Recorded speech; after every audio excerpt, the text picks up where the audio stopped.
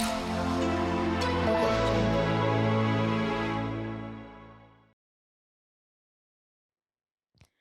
A very good evening to all of you.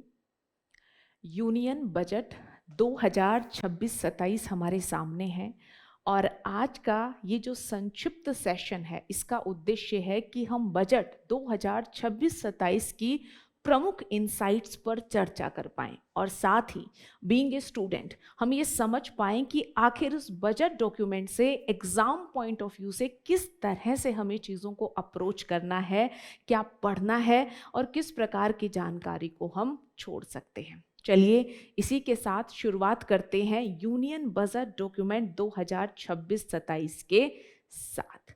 सबसे पहले कुछ आम और मूलभूत सी बातें, जैसे सबसे पहले क्या भारतीय संविधान में कहीं भी बजट शब्द का इस्तेमाल किया गया है? तो उत्तर है नहीं। हमारे संविधान का आर्टिकल 112 किस बारे में बात करता है? Annual financial statement of the government, यानी भारत सरकार की वार्षिक वित्तीय विवरण, यानी भारत सरकार का वार्षिक वित्तीय विवरण है जिस शब्दावली का उल्लेख भारतीय संविधान में किया गया है। इसके अलावा जैसा कि हम सब जानते हैं, अगर बजट या फिर वार्षिक वित्तीय विवरण प्रस्तुत किया जाता है तो इसमें आगामी वर्ष में सरकार की किस प्रकार की प्राप्तियां होने वाली हैं और किस प्रकार का खर्च रहने वाला है, सरकार की प्राथमिकताएं क्या हैं, सरकार का नीतिगत दृष्टिकोण क्या है, ये हमारे सामने प्रस्तुत करने का कार्य किसके द्वारा किया जाता है? बजट, या जिसे हम वार्षिक वित्तीय विवरण के नाम से भी जानते हैं। क्लियर है? साथ ही हमारे यहाँ बजट तैयार करने की रेस्पॉन्सिबिलिटी किसके पास है? डिपार्टमेंट ऑफ इकोनॉमिक अफेयर, है ना, आर्थिक मामलों का विभाग। मंत्रालय कौन सा है? वित्त मंत्रालय। तो ये बहुत ही मूलभूत सी बातें हैं। इसके अलावा भी और मूलभूत जानकारी है जिसकी चर्चा आपको डॉक्यूमेंट में मिलेगी। साथ ही अगर हम बजट को क्लासिफाई करें तो हम सभी जानते हैं कि बजट को हम क्लासिफाई करके दो भागों में पढ़ सकते हैं। एक जो कहलाता है हमारा राजस्व बजट और दूसरा है हमारा कैपिटल प्रकार का बजट। राजस्व प्रकार का बजट या जिसमें हम राजस्व प्राप्ति या खर्च को शामिल करते हैं। इस प्रकार की प्राप्ति और खर्च का फंडा काफी क्लियर है और वो नियम क्या है कि यहाँ ना ही तो असेट और ना ही लायबिलिटी में कहीं कोई बदलाव देखने को मिलता। आप देखोगे हमें कर मिला या गैर कर रिवेन्यू मिला, सरकार पर ना ही तो कोई भविष्य में चुकाने की लायबिलिटी क्रिएट हुई और ना ही सरकार की कोई असेट कम हुई। साथ ही दिन प्रतिदिन के जो शासन प्रशासन के कार्य हैं, सब्सिडी प्रकार के जो खर्च हैं, कमिटेड प्रकार के जो एक्सपेंडिचर हैं, ये सब रिवेन्यू प्रकार के खर्च कहलाते हैं। और इस प्रकार के खर्चों की विशेषता भी बड़ी सरल है कि इसमें कहीं कोई असेट नहीं बढ़ती सरकार की और ना ही कोई लायबिलिटी कम होती। तो इस प्रकार के खर्च और प्राप्ति को हम राजस्व खाते के तहत या राजस्व बजट के तहत पढ़ते हैं। और वहीं दूसरी तरफ है पूंजीगत प्रकार का खाता। पूंजीगत खाते में पूंजीगत प्राप्तियों और खर्च की चर्चा की जाती है। पूंजीगत प्राप्तियां अर्थात वह प्राप्तियां जिनसे सरकार की असेट कम होती है या भविष्य में चुकाने की लायबिलिटी बढ़ती है, जैसे डिसइन्वेस्टमेंट, विनिवेश या ऋण प्रकार की प्राप्ति। और साथ ही अगर पूंजीगत खर्च की बात की जाए तो आप सभी परिचित ही होंगे, ये वह खर्च है जो अर्थव्यवस्था में उत्पादन दक्षता को बढ़ाता है, जिसके माध्यम से या तो असेट्स बढ़ती हैं या सरकार की लायबिलिटी कम हो जाती है। तो इस प्रकार की प्राप्ति या खर्च को हम पढ़ते हैं पूंजीगत खाते में। अगर बात की जाए बजट के क्लासिफिकेशन की तो बजट को दो भागों में विभाजित किया गया है। भाग एक जिसमें बताया गया है कि आखिर की सरकार की प्राथमिकताएं किस प्रकार की हैं, सरकार की प्रमुख घोषणाएं किस प्रकार की हैं। और पार्ट बी जिसमें फिनेंस बिल, है ना, टैक्सेशन को लेकर, कराधान को लेकर नए प्रकार के जो प्रस्ताव हैं उनको शामिल किया गया है। साथ ही ये भी देख लेना जरूरी होगा कि बजट के साथ किस किस प्रकार के डॉक्यूमेंट प्रस्तुत किए जाते हैं। ये सारे वो एरिया हैं जो एग्जाम पॉइंट ऑफ व्यू से हमारे लिए जरूरी हो जाते हैं। अगर इससे आगे बढ़कर और हम बिल्कुल करंट ओरिएंटेड होकर बात करें और देखें कि बजट 26-27 आखिर किस प्रकार के अवसर प्रस्तुत करता है, तो चलिए बात करते हैं बजट 26-27 की। बजट 26-27 आप देखोगे क्या कहा गया है, युवा शक्ति ड्रिवन बजट, यानी युवा शक्ति संचालित बजट है बजट 2026 और 27। इस बजट में अगर संकल्प की बात करें तो सरकार का संकल्प क्या है कि हमें जो गरीब हैं, जो अंडर प्रिविलेज्ड हैं और जो डिसएडवांटेज्ड हैं, यानी बेसिकली क्या कहा गया है कि हमें समावेशी विकास की संकल्पना को साकार करना है। जो आप देखोगे विकास के क्रम में सबसे अंतिम पायदान पर है, उसे हमें ऊपर उठाना है। और साथ ही बजट में सरकार के द्वारा कर्तव्यों की भी बात की गई है। आप देखोगे हर बजट में कुछ नई प्रकार की टर्मिनोलॉजी का इस्तेमाल किया जाता है। लास्ट बजट में हमने ग्रोथ इंजन्स की बात की थी बजट 2025-26 में, जिसमें एग्रीकल्चर, एमएसएमई, एक्सपोर्ट, इन्वेस्टमेंट को हमने ग्रोथ इंजन कहा था। इस बार का जो बजट है उसमें ये जो फैंसी शब्दावली है ये बदलकर क्या हो गई है, कर्तव्य। पहला कर्तव्य, दूसरा कर्तव्य और तीसरा कर्तव्य। तो युवा शक्ति ड्रिवन बजट जिसमें सरकार का संकल्प है समावेशी विकास। अब इस दिशा में सरकार ने अपने कर्तव्य क्या बताए हैं। पहला कर्तव्य है कि हमारी इकोनॉमिक ग्रोथ जो है वो तीव्र होनी चाहिए, सस्टेन करनी चाहिए। सरकार ने अपना दूसरा जो कर्तव्य बताया है वो है लोगों की एस्पिरेशन को फुलफिल करना, और इस मामले में लोगों में कैपेसिटी क्रिएट करना, प्रोस्पेरिटी के पाथ में उन्हें पार्टनर बनाना, इन सब विषयों पर चर्चा की है बजट में। और अगर बात की जाए कर्तव्य जो तीसरा है जिसमें बात की है सबका साथ सबका विकास, यानी इसमें परिवार, समुदाय, धर्म, हर एक सेक्टर के संदर्भ में हम ये देखें कि जो भी संसाधन है, जो भी सुविधाएं हैं, जो भी अवसर हैं, उसका लाभ सभी को मिले और उनके संदर्भ में सबका मीनिंगफुल, अर्थपूर्ण पार्टिसिपेशन या सहभागिता हम संभव कर पाए, इस बारे में भी चर्चा इस बजट में की गई है। यानी युवा शक्ति ड्रिवन बजट जिसमें हमारा संकल्प है कि हम समावेशी विकास को संभव बना पाए। हमारा कर्तव्य है कि हम प्रोडक्टिविटी, उत्पादकता, प्रतिस्पर्धा पर ध्यान देकर अपनी इकोनॉमिक ग्रोथ को आगे बढ़ा पाए। जिसमें हमारा दूसरा कर्तव्य है कि हम लोगों की एस्पिरेशन को स्किल या प्रोस्पेरिटी का पार्टनर बनाकर पूरा कर पाएं। और तीसरा हमारा संकल्प है कि हम सबको संसाधन, सुविधाओं और अवसरों से लाभान्वित होने का अवसर प्रदान करें। तो मोटा मोटा इस बार के बजट में 3 कर्तव्यों की बात की गई है। चलिए, बजट में सबसे प्रमुख होता है सरकार की प्राप्ति और खर्च का लेखा जोखा। तो अगली जो महत्वपूर्ण इंसाइट है वो यहां से जुड़ी हुई है। चलिए देखते हैं कि सरकार की प्राप्तियों में किस प्रकार का ट्रेंड देखने को मिल रहा है, सरकार का क्या अनुमान है। ये देखिए, अगर हम बात करें 26-27 बजट अनुमान की, तो सरकार का कहना है कि इस वित्त वर्ष में हमें लगभग 35.3 लाख करोड़ कहां से मिलेंगे, रिवेन्यू प्रकार की प्राप्तियों से मिलेंगे। चलिए, ट्रेंड देखना भी जरूरी है कि विगत वर्षों के आंकड़े क्या कह रहे हैं।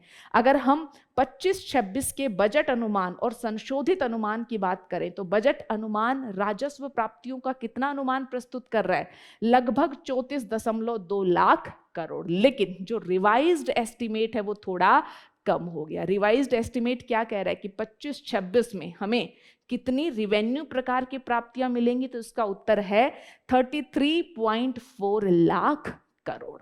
अच्छा, अगर हम और भी पिछले वित्त वर्ष की बात करें यानी 24-25 की बात करें तो 24-25 में इस प्रकार की रिवेन्यू रिसीट्स हैं 30.4 लाख करोड़। यानी हम देख रहे हैं कि इन 3 वित्त वर्ष की बात की जाए तो रिवेन्यू प्रकार की प्राप्तियों में हमें अपवर्ड ट्रेंड देखने को मिल रहा है। और अगर नंबर की बात की जाए तो 25-26 का रिवाइज एस्टिमेट ये है और 26-27 का जो बजट एस्टिमेट है वो 35.3 लाख करोड़ की बात करता है। तो ये है रिवेन्यू प्रकार की प्राप्ति, जिसमें हम कर एवं गैर कर दोनों प्रकार की प्राप्तियों को शामिल करके आगे बढ़ते हैं। अगर बात की जाए कैपिटल रिसीट्स की, पूंजीगत प्राप्तियों की, तो यहां देखिए पूंजीगत प्राप्तियां, अगर बजट अनुमान 26-27 की बात की जाए तो 18.1 लाख करोड़ है। अगर बात की जाए हमारे संशोधित अनुमान जो वित्त वर्ष 25-26 से जुड़े हुए हैं, तो यहां कैपिटल रिसिट्स 16.2 लाख करोड़ है। अच्छा, कैपिटल रिसिट्स के मामले में आप देखोगे कि वित्त वर्ष 24-25 जिसका वास्तविक अनुमान हमारे सामने आ चुका है, यहां भी कैपिटल रिसिट्स उतनी ही है जितना रिवाइज्ड एस्टिमेट 25-26 का है। यानी आप देखोगे कि 24-25 और 25-26 में पूंजीगत प्रकार की प्राप्तियों में हमें कोई खास अंतर देखने को नहीं मिला। हाँ, हम जो है आशावादी जरूर हैं कि 25-26 का जो बजट अनुमान है उसे हम पूरा कर पाएंगे, लेकिन दो विगत वर्षों में हमें कोई अपवर्ड ट्रेंड कैपिटल प्रकार के रिसिट्स के मामले में देखने को नहीं मिल रहा। यही तरीका होना चाहिए जिसका इस्तेमाल करके आपको बजट डॉक्यूमेंट को एनालाइज करना है। केवल तथ्य याद करने से कार्य नहीं चलेगा, ट्रेंड क्या है उस पर भी आपको अपनी नजर बनाकर रखनी पड़ेगी। अगर बात की जाए खर्च की, तो रिवेन्यू प्रकार का हमारा खर्च बजट 26-27 में कितना होगा, क्या अनुमान है, लगभग 41.3 लाख करोड़।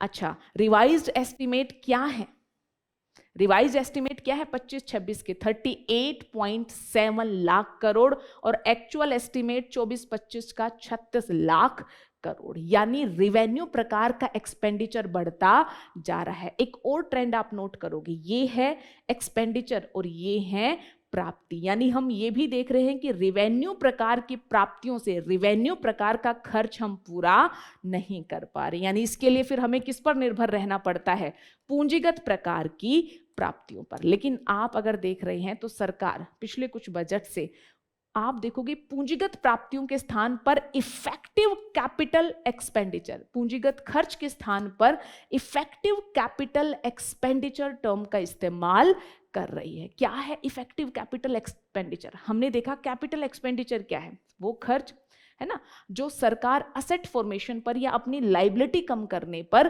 करे। जैसे सरकार ने उधार लिया, चुका दे, है ना, सरकार जो उस पैसे से असेट बनाए। लेकिन ये इफेक्टिव कैपिटल एक्सपेंडिचर क्या है? देखिए, सरकार के द्वारा, केंद्र सरकार के द्वारा राज्यों को अनुदान प्रकार की सहायता की जाती है, जो केंद्र सरकार के तो रिवेन्यू प्रकार के एक्सपेंडिचर में शामिल होती है। क्यों? क्योंकि उस सहायता से केंद्र सरकार किसी प्रकार की कोई एसेट नहीं बना रही होती, लेकिन उस सहायता से प्राप्त धनराशि का इस्तेमाल करके राज्य सरकारों के द्वारा असेट्स क्रिएट की जाती हैं, तो उसे हम केंद्र सरकार के कैपिटल एक्सपेंडिचर में शामिल कर देते हैं और उसी के लिए जो शब्दावली इस्तेमाल होती है उसे हम क्या कहते हैं, इफेक्टिव कैपिटल एक्सपेंडिचर। जो 24-25 का एक्चुअल अनुमान कहता है 13.2 लाख करोड़, 25-26 का जो रिवाइज्ड एस्टिमेट है वो कहता है 14 लाख करोड़ और आने वाले वर्ष का जो बजट अनुमान है वो कहता है कि इस प्रकार का effective capital expenditure 17.1 lakh crore होना चाहिए। यानी केवल तथ्यों पर ध्यान नहीं देना है, ट्रेंड को समझना है कि कैपिटल प्रकार की प्राप्तियों में ट्रेंड क्या है, राजस्व प्रकार की प्राप्तियों में ट्रेंड क्या है, खर्च में क्या है और इफेक्टिव कैपिटल एक्सपेंडिचर के संदर्भ में ट्रेंड क्या है। क्लियर है? तो डेटा आधारित प्रश्न पूछे जाने से अधिक संभावना है ट्रेंड आधारित प्रश्नों के पूछे जाने की। चलिए, बजट में बताया गया है कि सरकार के घाटे की स्थिति क्या है, तो चलिए हम देख लेते हैं कि सरकार का आखिर डेफिसिट ट्रेंड किस प्रकार का देखने को मिल रहा है। नोट है जिस पर ध्यान देना है कि डेट टू जीडीपी रेशियो, जो अनुमान हम कब के लिए लगा रहे हैं, जो अनुमान हम लगा रहे हैं बजट ईयर 26 और 27 के लिए, तो अनुमान क्या है, डेट टू जीडीपी रेशियो कितना होना चाहिए, 55.6%। ये टारगेट सरकार लेकर चल रही है और इसी डेट टू जीडीपी रेशियो का, है ना, जो वर्ष अभी चल रहा है इस वर्ष के बजट के लिए, यानी कहने का अर्थ है बजट 2025 और 26 के लिए अनुमान क्या था, कितना होना चाहिए, 56.1% ऑफ जीडीपी। तो आपको डेट टू जीडीपी टारगेट पर नजर रखनी है, क्योंकि आने वाले वर्षों के लिए सरकार के द्वारा एफआरबीएम एक्ट के तहत अपना प्रमुख अंक जो है वो किसे बनाया गया, प्रमुख लक्ष्य राजकोषीय घाटे के स्थान पर किसे बनाया गया, डेट टू जीडीपी रेशो का। तो be careful about debt to GDP ratio trend. अगर इसके बाद घाटे की अवधारणाओं की बात की जाए, राजकोषीय घाटा, रिवेन्यू घाटा, इफेक्टिव रिवेन्यू घाटा और प्राइमरी डेफिसिट। सबसे पहले तो की शब्दावली आपको स्पष्ट होनी चाहिए और इस प्रकार से स्पष्ट होनी चाहिए कि जितना भी अप्लाइड प्रश्न आपसे पूछा जाए आप उसका उत्तर दे दें। जैसे सिंपल हम क्या देखते हैं, राजकोषीय घाटा क्या है, सरकार की समग्र खर्च और प्राप्ति के बीच का अंतर, लेकिन प्राप्ति में हम ऋण प्रकार की प्राप्ति को शामिल नहीं करते। राजस्व प्राप्ति और राजस्व खर्च के बीच का अंतर क्या कहलाता है, राजस्व घाटा कहलाता है। अगर इसी राजस्व घाटे में से सरकार ने जो अनुदान राज्यों को दिया, जिसका इस्तेमाल राज्यों के द्वारा असेट क्रिएशन के लिए हुआ, उसे एडजस्ट कर दें तो जो बचता है वो क्या कहलाता है, इफेक्टिव रिवेन्यू डेफिसिट। और हमारे राजकोषीय घाटे में से विगत वर्षों के लेन देन से जो ब्याज देनदारियां इस वित्त वर्ष में हमें भुगतान करनी पड़ रही हैं, उन्हें माइनस कर दें तो जो इंटरेस्ट पेमेंट माइनस होने के बाद बचता है उसे हम जानते हैं प्राइमरी डेफिसिट के नाम से। चलिए देखते हैं कि ट्रेंड क्या है, क्या अनुमान है हमारा राजकोषीय घाटा 26-27 में कितना होना चाहिए। सरकार ने क्या अपने लिए लक्ष्य रखा है, 4.3%। अगर बात की जाए रिवेन्यू डेफिसिट की तो 1.5%। अगर बात की जाए प्राइमरी डेफिसिट की तो 0.7%। और अगर बात की जाए इफेक्टिव रिवेन्यू डेफिसिट की तो ये 0.3% होना चाहिए, ऐसा लक्ष्य सरकार ने रखा है।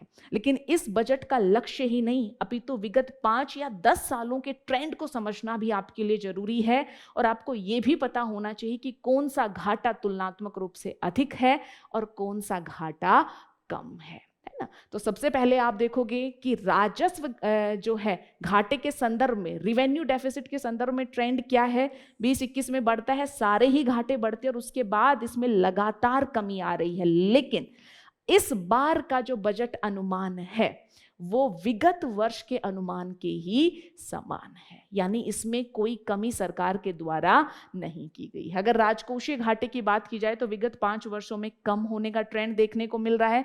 इसी प्रकार का ट्रेंड इफेक्टिव रेवेन्यू डेफिसिट और प्राइमरी डेफिसिट के संदर्भ में भी आपको देखने को मिलेगा। लेकिन कोई कहे कि 10 सालों में लगातार भारत का राजकोषीय घाटा, राजस्व घाटा, प्राथमिक घाटा एवं प्रभावी राजस्व घाटा कम हो रहा है, तो उत्तर होगा नहीं, क्योंकि 20-21 में सबके बढ़ने का ट्रेंड देखा गया है और उसके बाद गिरावट आई है। कोई ये कहे कि लगातार बढ़ रहा है तो भी सही नहीं है, क्योंकि हम पिछले 5 सालों से तो लगभग गिरने का ट्रेंड देख रहे हैं। तो सिर्फ डेटा नहीं अपितु ट्रेंड पर अपनी नजर बनाकर रखनी है।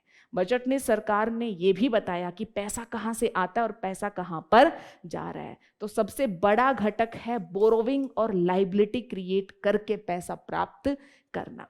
अगर हम टैक्स की बात करें तो सबसे बड़ा टैक्स क्या है, इनकम टैक्स है सबसे बड़ा घटक। उसके बाद हम कॉर्पोरेट टैक्स और जीएसटी इत्यादि की बात करते हैं। अगर हम नॉन टैक्स रिवेन्यू की बात करें तो उसकी हिस्सेदारी कितनी है, 10% के आसपास। यहां पर एक ट्रेंड ये भी जानना जरूरी है कि नॉन डेट कैपिटल रिसीट्स की हिस्सेदारी कैपिटल रिसीट्स में बहुत कम है। कभी पूछ ले कोई कि पूंजीगत प्राप्तियों में गैर जो है लाइबिलिटी है ना, गैर ऋण प्रकार की पूंजीगत प्राप्तियों का हिस्सा सबसे बड़ा है, तो उत्तर है नहीं। उनका हिस्सा तो आप देखोगे मात्र 2% है। मेजर तो क्या है, बोरोविंग और लाइबिलिटी क्रिएट करने वाली कैपिटल रिसीट्स। तो बेसिकली सिर्फ जो दिया गया है उसे नहीं पढ़ना है, बल्कि जो दिया गया है उसमें रीडिंग बिटवीन द लाइन की टेंडेंसी को अपनाकर ट्रेंड क्या है, क्या कम है, क्या ज्यादा है, क्या घट रहा है, क्या बढ़ रहा है, क्या एरिया ऑफ कंसर्न है, इन सारी चीजों को आपको आइडेंटिफाई करना है। अगर खर्च की बात की जाए तो आप देखिए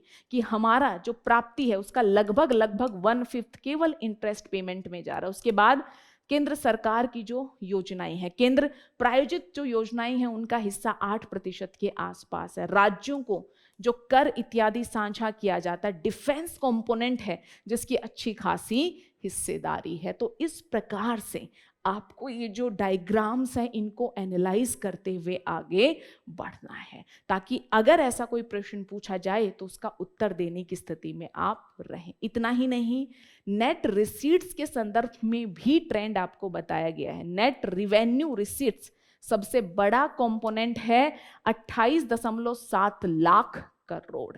अगर नॉन टैक्स रिवेन्यू की बात की जाए तो 6.7। तो आपसे पूछा डेटा नहीं जाएगा, सामान्यतः आपसे पूछा जाएगा कि केंद्र सरकार की प्राप्तियों में सबसे बड़ा घटक है नेट टैक्स रिवेन्यू।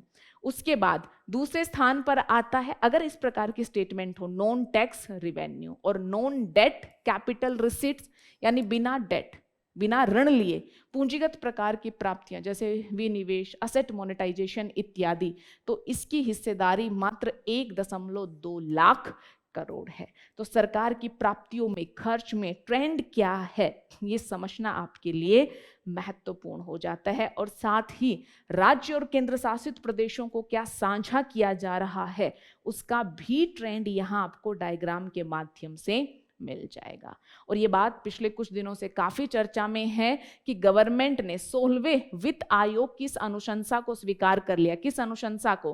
कि राज्यों के साथ डिविजिबल पूल का कितना साझा होगा, 41%, जो मोर एंड लेस हम देखते हैं कि 15वें वित्त आयोग की अनुशंसा भी इसी प्रकार की रही थी। लेकिन हाँ, अगर सरकार के मेजर एक्सपेंडिचर कंपोनेंट्स की बात की जाए तो transportation, defence, rural development, home affair, agriculture allied activities, education, energy, health, है ना, इसी तरह से गिरते हुए क्रोनोलॉजी में सारे सेक्टर दिए गए हैं जिन्हें पढ़ना हमारे लिए महत्वपूर्ण हो जाता है। अब चलिए बात करते हैं सरकार के 3 कर्तव्यों की, जिसमें पहला कर्तव्य क्या है, हमें एक्सिलरेट और सस्टेन इकोनॉमिक ग्रोथ चाहिए और इसके लिए हमें मैन्युफैक्चरिंग पर ध्यान देना पड़ेगा और उसमें भी जो स्ट्रैटेजिकली और जो अग्रणी तौर पर हमारे लिए महत्वपूर्ण है उन क्षेत्रों पर हमें ध्यान देना होगा। मैं सिर्फ आपको की हाइलाइट्स यहां पर बताऊंगी। जैसे सबसे पहले और प्रमुखतः बल दिया गया है बायो फार्मा पर, और क्या कहा गया है कि हमें बायोलॉजिक्स और बायोसिमिलर्स प्रोड्यूस करने के लिए इकोसिस्टम बनाना पड़ेगा। अब प्रीलिम्स पॉइंट ऑफ व्यू से बायोलॉजिक्स क्या होते हैं, बायोसिमिलर्स क्या होते हैं, केमिकल सिंथेटिक जो मेडिसिन हैं उनसे ये कैसे डिफरेंट होते हैं, जेनरिक प्रकार की मेडिसिन क्या हैं और उनके मामले में भारत की प्रोडक्शन कैपेसिटी क्या है, ये सब आपको पता होना चाहिए। क्यों? क्योंकि भारत को विश्व की जेनरिक फार्मेसी के नाम से जाना जाता है। एक सिंपल एक्सप्लेनेशन मैं यहाँ स्पष्ट कर देती हूँ। बायोलॉजिक्स का मतलब है कि बायोलॉजिकल ऑर्गेनिज्म की सेल्स को इस्तेमाल करके जो हम मेडिसिन बनाए उन्हें बायोलॉजिक्स कहते हैं, और उनका जो कॉपी वर्जन होता है यानी जो रेफरेंस मेडिसिन का इस्तेमाल करके बनाया जाता है उसे कहा जाता है बायोसिमिलर। अब इसके लिए सरकार के द्वारा बायोफार्मा शक्ति को अनाउंस किया गया है। इकोसिस्टम क्रिएट किया जाएगा, 10,000 करोड़ रुपए की धनराशि अगले 5 सालों में इस फील्ड पर खर्च की जाएगी। इस प्रकार की अनाउंसमेंट हमें बजट में देखने को मिलती है। साथ ही सेमीकंडक्टर और इलेक्ट्रॉनिक कंपोनेंट्स हैं जो सरकार की पॉलिसी फ्रेमवर्क में आज के समय में केंद्र में देखने को मिल रहे हैं। सेमीकंडक्टर्स को लेकर जो है हम क्या लेकर आए हैं, सेमीकंडक्टर मिशन 2.0, जो किस पर ध्यान देगा, फुल स्टेक इंडियन आईपी, यानी सेमीकंडक्टर की पूरी आपूर्ति श्रृंखला में इंडिजीनियस इंटेलेक्चुअल प्रॉपर्टी पर हम काम कर पाए, इस पर बल दिया जाएगा सेमीकंडक्टर मिशन 2.0 में। इलेक्ट्रिक कंपोनेंट्स को लेकर already electronic components manufacturing scheme काम कर रही है, जिसके लिए खर्च की धनराशि को सरकार के द्वारा बढ़ा दिया गया है। अगर बात की जाए क्रिटिकल मिनरल्स की, तो पिछले कुछ समय में आप सभी सारे कहीं critical mineral, rare earth material के बारे में ही चर्चा सुन रहे होंगे। तो सरकार ने उन राज्यों में जहां इस प्रकार के मिनरल हैं, कौन से राज्य, उड़ीसा, केरला, आंध्र प्रदेश एवं तमिलनाडु, डेडिकेटेड कॉरिडोर किसके लिए, माइनिंग, प्रोसेसिंग, रिसर्च और मैन्युफैक्चरिंग के लिए बनाने की बात की। डेडिकेटेड कॉरिडोर यहाँ क्या होगा, ज्योग्राफिकली कनेक्टेड एरिया, ताकि इस प्रकार के मिनरल्स की खोज, प्राप्ति, प्रोसेसिंग इत्यादि को हम आसान बना पाएं। केमिकल क्षेत्र को बढ़ावा देने के लिए केमिकल पार्क, इतना ही नहीं कैपिटल प्रकार की वस्तुओं के उत्पादन को भी बढ़ावा दिया जाएगा। क्यों? क्योंकि कैपिटल प्रकार की जो इक्विपमेंट हैं वो अन्य चीजों के उत्पादन में महत्वपूर्ण भूमिका निभाते हैं। तो कंस्ट्रक्शन एंड इंफ्रास्ट्रक्चर इक्विपमेंट नामक जो है एक न्यू स्कीम की भी बात की गई है, जहां हाई वैल्यू एडवांस इक्विपमेंट के उत्पादन पर हम ध्यान देंगे। टेक्सटाइल सेक्टर को लेकर आप देखोगे कि सरकार के द्वारा काफी कुछ कोशिशें की गई हैं, खेल से जुड़ी हुई जो चीज है। साथ ही एमएसएमई पर विशेष बल दिया गया है। सबसे पहले एसएमई ग्रोथ फंड को स्टैब्लिश किया जाएगा, जो एसएमईज को सपोर्ट करेगा। अच्छा, self reliant India fund already है, इसकी जो धनराशि उसे बढ़ा दिया जाएगा। इसके अलावा एमएसएमईज के सामने एक प्रमुख चिंता का विषय रहता है लिक्विडिटी सपोर्ट, उसे बेहतर बनाने की बात इस बजट में की गई है। यहां आपके लिए परीक्षा पॉइंट ऑफ व्यू से ट्रेड रिसीवेबल डिस्काउंट सिस्टम यानी ट्रेड्स जो सिस्टम है,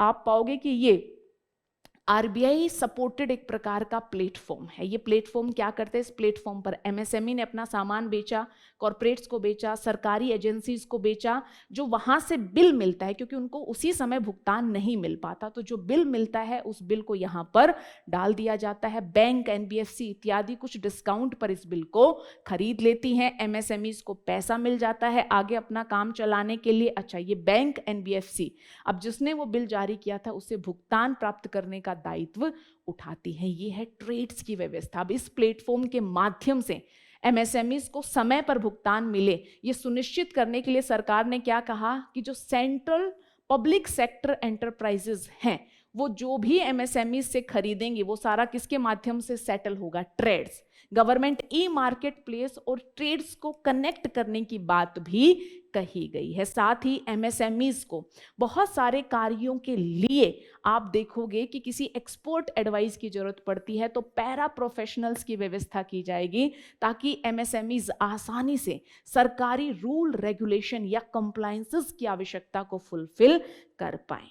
बात इंफ्रास्ट्रक्चर की भी है। क्यों? क्योंकि एमएसएमई इंफ्रास्ट्रक्चर मैन्युफैक्चरिंग की है, तो यहां पर बात इंफ्रास्ट्रक्चर पर है। अच्छा, इंफ्रास्ट्रक्चर प्रोजेक्ट्स को फिनेंस हम करते हैं तो उस मामले में जो वित्त सुविधा प्रदान करते हैं उनको आंशिक तौर पर गारंटी दी जाएगी, इसकी बात की गई है। साथ ही eastern western 2 dedicated freight corridor की बात हम करते हैं। अब तीसरे डेडिकेटेड फ्रेट कॉरिडोर की बात की गई है जो दानकुनी को किससे जोड़ने की कोशिश करेगा?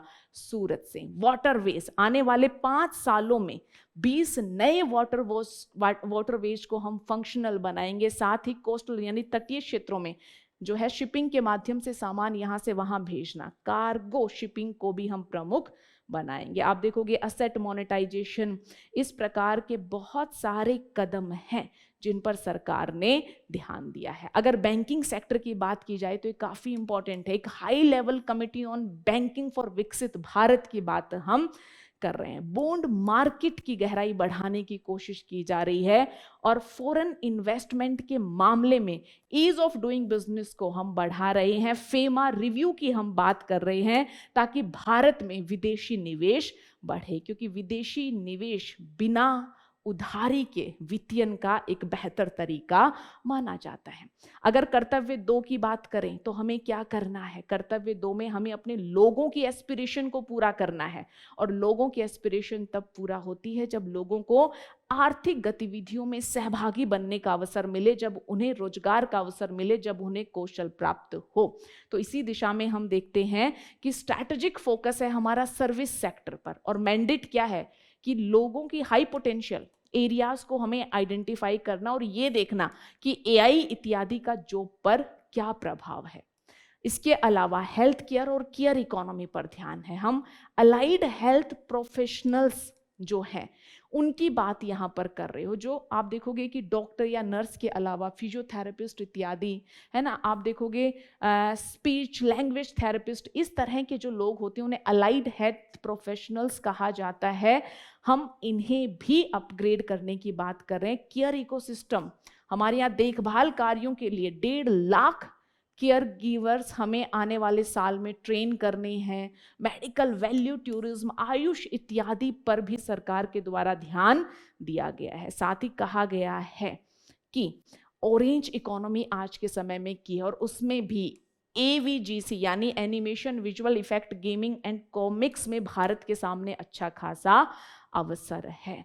टूरिज्म कैपेबिलिटी पर हमें अपनी पे ध्यान देना है, स्पोर्ट्स पर हमें ध्यान देना है और इसके अलावा हमें क्या करना है, कर्तव्य 3 हमारा क्या है, सबका साथ सबका विकास। अब सबके साथ और सबके विकास की बात और कृषि क्षेत्र की चर्चा हम ना करें ऐसा संभव नहीं है। तो fisheries and animal husbandry, high value agriculture जिसमें हम देख रहे हैं कि कोकोनट, सैंडलवुड, कोकोआ, कैश्यू, इन सब की बात की गई है ना। टेक्नोलॉजिकली इंटीग्रेशन की बात, महिलाओं के सशक्तिकरण हेतु शी मार्ट यानी सेल्फ हेल्प एंटरप्रेन्योर मार्ट, यानी महिलाओं को हम किस में बदल पाए, महिलाओं को हम जो है उद्यमी में बदल पाए, उन्हें बिजनेस ओनरशिप हम प्रदान कर पाए, इसकी बात भी की गई है। और साथ ही पर्सन विद डिसेबिलिटी यानी जो दिव्यांग लोग हैं उनके कल्याण के लिए भी इनिशिएटिव सरकार के द्वारा घोषित किए गए हैं। नॉर्थ ईस्ट रीजन के लिए भी ईस्ट कोस्ट इंडस्ट्रियल कॉरिडोर है ना, और नॉर्थ ईस्ट कल्चर हेरिटेज जैसी विशेष प्रकार की व्यवस्थाओं पर ध्यान दिया है। तो ये थे सरकार के 3 प्रायोरिटी एरिया, 3 कर्तव्य। जो पहला कहता है कि हमें इकोनॉमिक ग्रोथ को बढ़ाना है, सस्टेन करना है। दूसरा कर्तव्य कहना है कि हमें लोगों की जो कैपेबिलिटी है उसे रियलाइज करना है। और तीसरा कर्तव्य बात करता है सबका साथ सबका विकास। और इसी दिशा में सरकार के द्वारा बहुत सारे पॉलिसी इनिशिएटिव्स हैं जिनकी घोषणा की गई है और कुछ पुराने पॉलिसी इनिशिएटिव्स हैं जिनके लिए जो आवंटन धनराशि है उसे बढ़ा दिया गया है। अगर भाग 2 की बात की जाए जिसमें कराधान संबंधी सुधार है, तो सबसे पहले इनकम टैक्स एक्ट 2025 हमारे पुराने इनकम टैक्स एक्ट का स्थान लेगा और जो नया एक्ट है ये तुलनात्मक रूप से सरल और साथ ही आज की आवश्यकताओं पर ध्यान देने वाला है, जिसमें वर्चुअल डिजिटल असेट से जुड़ी हुई व्यवस्था को भी शामिल किया है। साथ ही ईज ऑफ लिविंग है ना, और टैक्स पेयर्स के कंसर्न्स को समझने की कोशिश करते हुए जो हमारी LRS स्कीम है यानी लिबरलाइज्ड रेमिटेंस स्कीम है, ये वो स्कीम है जिसके माध्यम से भारत के लोग भारत से बाहर अगर शिक्षा, स्वास्थ्य है ना, ट्रैवल इत्यादि के उद्देश्य से पैसा भेजना चाहें तो उस व्यवस्था को आसान बनाया जाता है। लेकिन जब ऐसे उद्देश्य के लिए पैसा भेजा जाए है ना, घरेलू मुद्रा को विदेशी मुद्रा में कन्वर्ट करवाया जाए, तो जो बैंक से अथोराइज्ड डीलर है वो सरकार की TCS रिडक्शन इनिशिएटिव या जो है बेसिकली एक प्रकार की रिक्वायरमेंट है जिसके तहत उस अमाउंट का कुछ प्रतिशत डिडक्ट कर लेते हैं और सरकार को टैक्स के रूप में पे कर देते हैं। तो सरकार ने क्या कहा कि अब शिक्षा और स्वास्थ्य के पर्पज से अगर पैसा भेजा जा रहा है तो टैक्स कलेक्शन एट स्रोत की रेट 5% से गिराकर हम क्या कर देंगे 2%। तो जरूरी नहीं है कि आपसे ये डेटा पूछा जाए, लेकिन टैक्स कलेक्शन एट स्रोत क्या है, LRS स्कीम क्या है, ये आपके लिए जरूरी हो जाता है। फॉरेन असेट डिस्क्लोजर का नियम शामिल किया है। मैट मिनिमम अल्टरनेटिव टैक्स यानी वो टैक्स जो जीरो टैक्स लाइबिलिटी वाली कंपनीज को भी अपने बुक प्रॉफिट पर पे करना पड़ता है, उस टैक्स की दर को 15% से घटाकर कितने करने की बात की गई है 14%। तो मैट क्या है, पूरी व्यवस्था क्या है, ये आपको पता होना चाहिए। इस प्रकार से आप देखोगे safe harbour, advance price agreement जैसी व्यवस्था चर्चा में रही। आपको पता होना चाहिए कि सेफ हार्बर है क्या, कि जब 2 रिलेटेड पार्टीज लेन देन करती हैं तो उनके बीच जो ट्रांसफर प्राइस है सरकार उसी को अंतिम मान लेती है और किसी प्रकार की स्क्रूटनी या छानबीन नहीं करती है। एडवांस प्राइस एग्रीमेंट एक एंटिटी भारत में भी काम कर रही है, उसकी कोई दूसरी यूनिट या एक ही पेरेंट कंपनी से जुड़ी हुई 2 एंटिटी भारत या भारत से बाहर काम करे तो उनके बीच लेन देन का मूल्य क्या होगा, इसे लेकर जब टैक्स अथॉरिटी ऑलरेडी समझौता करे तो उसे एडवांस प्राइसिंग एग्रीमेंट के नाम से जाना जाता है। तो इस प्रकार की व्यवस्था को लेकर भी बात इस प्रकार के बजट में हुई है। और साथ ही एक मेजर बदलाव जो हम सभी सुन रहे हैं वो क्या है, सिक्योरिटी ट्रांजैक्शन टैक्स यानी प्रतिभूति लेन देन कर को बढ़ा दिया गया, लेकिन फ्यूचर और ऑप्शंस को लेकर ये वृद्धि की गई है। अब जरूरी हो जाता है कि आप सिक्योरिटी ट्रांजैक्शन टैक्स को समझें कि जब सिक्योरिटी शेयर इत्यादि की लेन देन की जाती है तो उस पर लगने वाले टैक्स को हम सिक्योरिटी ट्रांजैक्शन टैक्स कहते हैं। ध्यान रहे ये लाभ पर नहीं लगता, सिर्फ प्रतिभूतियों के लेन देन पर लगता है ताकि स्पेकुलेशन को कम किया जा सके। तो ये किस प्रकार का टैक्स होगा, जो व्यक्ति खरीद कर रहा है, लेन देन कर रहा है, उस पर लग रहा है, तो ये एक प्रकार का प्रत्यक्ष कर। तो किस प्रकार का कर है, किस प्रकार के लेन देन पर लगता है, कब इस कर की शुरुआत होती है, ये सारी मूलभूत बातें आपके लिए जरूरी हो जाती हैं। सरकार के द्वारा सोवरेन गोल्ड बॉन्ड स्कीम में भी बदलाव किया गया। सरकार ने कहा कि सोवरेन गोल्ड बॉन्ड स्कीम के तहत पूंजीगत लाभ जो आपको हो रहा है उस पर आपको एग्जम्पशन केवल तब मिलेगा जब आपने सोवरेन गोल्ड बॉन्ड को खरीदा और मैच्योरिटी तक अपने पास रखा, अन्यथा ये लाभ आपको नहीं मिलेगा। इस प्रकार के बहुत सारे कर प्रपोजल हैं जो हमें इस प्रकार के बजट में देखने को मिलते हैं। अगर बात की जाए अप्रत्यक्ष कर की, तो हम देख रहे हैं कि सरकार के द्वारा हमारे यहाँ है ना उत्पाद को प्रतिस्पर्धी बनाने के लिए बहुत सारी ऐसी इनपुट जिनका हम इंपोर्ट करते हैं और जो हमारे लिए जरूरी हैं, उन पर हमने कस्टम ड्यूटी को कम या समाप्त किया है। जैसे क्रिटिकल मिनरल्स के संदर्भ में बेसिक कस्टम ड्यूटी को कई सारे क्रिटिकल मिनरल्स के संदर्भ में एग्जेम्प्ट कर दिया है। जैसे मोनेजाइट के संदर्भ में 2.5% से इसे निल कर दिया है। सोडियम एंटीमोनेट के संदर्भ में भी हमने ऐसा किया है। बैटरी स्टोरेज सिस्टम हमारे लिए जरूरी है ना, तो कुछ भी कैपिटल गुड्स पूंजीगत वस्तुएं हम मंगवा रहे हैं जो बैटरी स्टोरेज सिस्टम के लिए लगेंगी, उनमें भी हमने ये एग्जेम्पशन दिया है। न्यूक्लियर पावर महत्वपूर्ण है, तो न्यूक्लियर पावर के लिए जो गुड्स रिक्वायर्ड है उनको भी हमने इस प्रकार का एग्जेम्पशन दिया है। इसके अलावा एविएशन, इलेक्ट्रॉनिक्स, डिफेंस, जहां जहां हमें लगता है कि हमारे लिए जरूरी है कि जो इनपुट है वो सस्ती हो ताकि हमारी प्रोडक्शन कैपेसिटी ना सिर्फ बेहतर हो अपितु जो है कॉम्पिटिटिव भी हो, वहां हमने इस प्रकार की रियायतें प्रदान की है। तो ये सारी व्यवस्था हमें कराधान के संदर्भ में देखने को मिलती है। तो अंत में यही कि बजट की जो पूरी विधायी प्रक्रिया है वो आपको पता होनी चाहिए। साथ ही बजट में सरकार का पॉलिसी दृष्टिकोण क्या है, कौन से क्षेत्र हैं जिन पर फोकस किया गया है, साथ ही सरकार की प्राप्ति और खर्च का विवरण क्या है, घाटों का ट्रेंड क्या है, ये सारी जानकारी आपको बजट से प्राप्त करनी है। और जब ये जानकारी आप बजट से प्राप्त कर रहे हो, अगर कहीं भी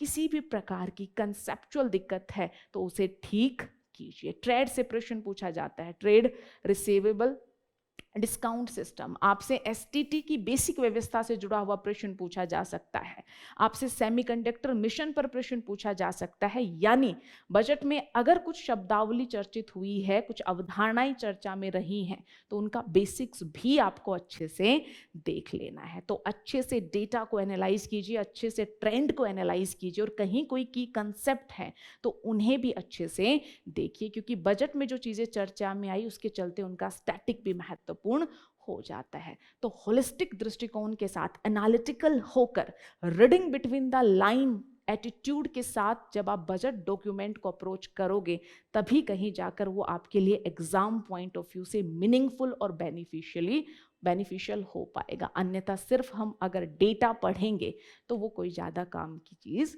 नहीं है। तो क्या पढ़ना है, कितना पढ़ना है, इसे समझते हुए बजट डॉक्यूमेंट को आपको अप्रोच करना है। इसी के साथ आज के इस संक्षिप्त सेशन को मैं विराम देती हूं। आगे मिलेंगे जब हम आर्थिक सर्वेक्षण और बजट इत्यादि पर डिटेल में चर्चा करेंगे। धन्यवाद।